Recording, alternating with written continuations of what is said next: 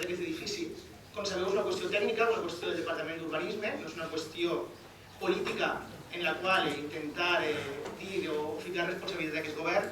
Nosaltres, des del primer moment que vam plegar, hem intentat desbloquejar aquesta situació. S'ha de dir que el senyor Arturo Torró va prometre aquest centre durant molts anys, el 2014 dia que estaria acabat, i en 2015, quan va haver el canvi de govern, no hi havia ni una pedra, o tal vegada una pedra sí, però no un poc més que això. I nosaltres hem treballat i estem treballant per desbloquejar-ho.